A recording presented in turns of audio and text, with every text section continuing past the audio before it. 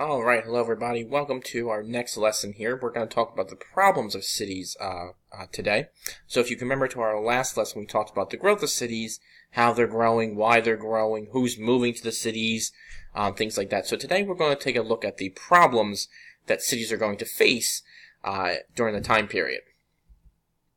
So our objectives and standards are to identify problems cities in the United States face at the end of the 1800s and beginning of the 1900s, and to analyze solutions to problems cities faced. And take a look at the standards there, please, if you would.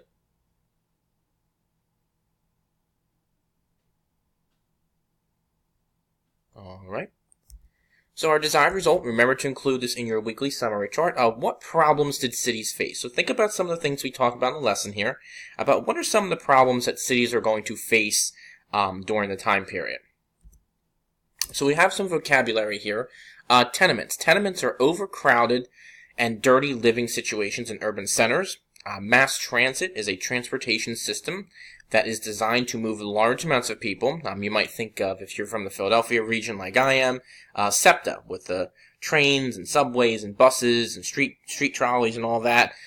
Maybe in your area you have something very similar to what SEPTA is, but mass transit will come up around during this time period. And then we have social gospel movement, which is an early reform movement that preached salvation by service to the poor, and settlement houses, community centers in poor neighborhoods that offered assistance to those in the area, especially immigrants. So housing. Working class families of the age of industry had two options for housing. One, they could buy a house on the outskirts of town but face transportation issues of getting into the city. Or two, families could also rent crowded boarding house rooms, which were in the center of cities. So you might be closer to your work or your family or friends, but you were maybe staying with one or more people in that house. So populations increased, and row homes were also made available in cities to pack many families onto one street. Excuse me. So talking about housing continued here. When working class families left the center cities because they could afford maybe a home outside the cities possibly, or maybe they had to move for other reasons, immigrant families would then move into these old homes. In many cases, 2 or 3 families lived in the same house. As you can see in this picture here, this is a New York City tenement house with a cluttered basement living room. This is around 1900, so around the time we're talking about, and these are 2 officials that are investigating it. So you can see how crowded it is, how cluttered it is, possibly dirty. I don't know how many families were living here in this time, but you can imagine how crowded and cluttered it is. Now, these tenements were frequently unsanitary and overcrowded. In 1879, New York City passed laws to improve the conditions of these living areas, such as plumbing and air ventilation shafts, but trash pickup was so infrequent in these areas that people began to dump their trash into the air vents.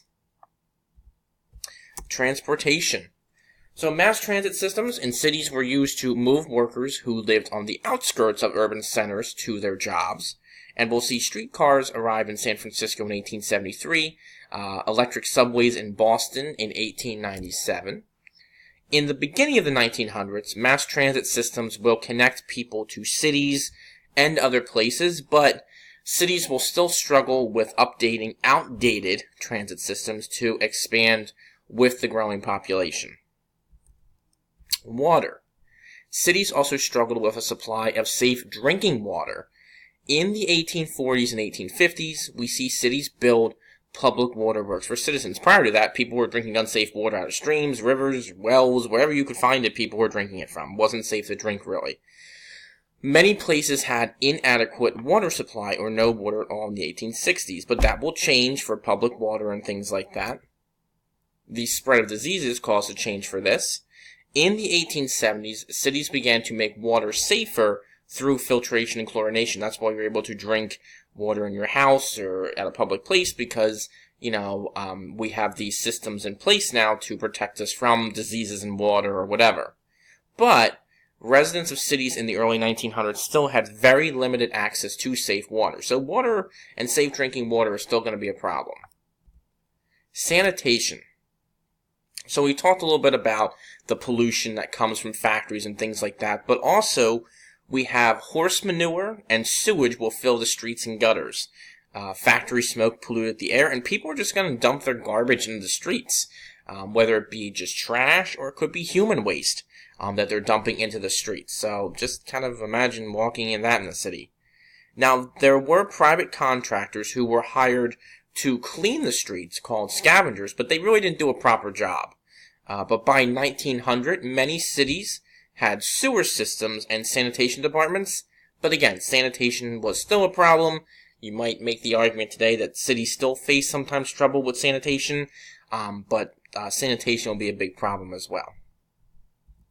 Crime. Increase in populations in cities led to a rise of thieves and pickpockets. So New York City organized the first salaried full-time police force in 1844. Other cities are going to do the same, but most were too small to prevent crimes. Even though we have some police officers doing the best they can to protect the citizens, they're too small to stop the amounts of crime. Fire. So we talked about a lack of water supply, and the lack of water supply in cities is going to lead to fires as well. In the 1870s and 1880s, there were major fires in U.S. cities, including Chicago in 1871. There's a lithograph picture there from Courier and Ives. You can see it says Chicago in flames. And also there was a fire in San Francisco after earthquakes in 1906. Now, a big problem is that most dwellings and buildings were made of wood as well. And candles and kerosene heaters, sorry that got cut off there, are going to be a problem for fire, or going to be a fire problem as well. Now, as we go into the end of the century here, we're going to see urban center fire companies become more available. Now, they were typically volunteer at first, and they weren't always available to help put out a fire, but we'll see the first paid fire department in 1853 in Cincinnati, Ohio. By 1900, most cities will have professional firefighters full-time whose job it is day and night to respond to fires. The use of automatic fire sprinklers in 1874, and we've talked about how buildings are going to be transferring from being made of wood to steel, will also be making cities safer as well. So reforms in cities. Americans are going to become more concerned with all these problems we just kind of talked about in cities. So we're going to see social welfare reform movements come about to help the urban poor. The social gospel movement will be one of these groups, and a few reformers also helped establish settlement houses as well. Here's an example of one I think is from Chicago, but this is Northwestern University Settlement House. So let's take a look at what their role of the work of settlement houses was.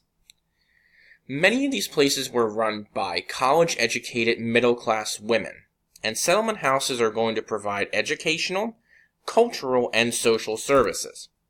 There were classes in English, health, painting, and extensions for college courses. Now, visiting nurses could also come and provide treatments to those who needed it, and support was given to widows and others who required it as well. So some kind of famous pictures and names of settlement houses. We have Charles Stover and Stanton Coit in New York City in 1886 established a settlement house. We have Jane Addams, very famous for establishing Chicago's Hull House and Ellen Gate Star as well with her in 1889. And then we have Hampton, Virginia, Locust Street Social Settlement House, Janie Porter Barrett in 1890. Trying to circle her picture there. There we go. And this was actually the first African-American settlement house. And there will be about 400 settlement houses that will open by 1910 to help the poor in society. Alright, so our closure, once again, what problems did cities face? Think about, fire, water supply, crime, sanitation, all those things that we talked about. What were some of the problems cities faced? How were they trying to solve them? And try to do your best on the questions that follow. And remember to include this stuff in your weekly summary chart. Hope you have a great rest of your day or night and hope to talk to you soon. Bye-bye, guys.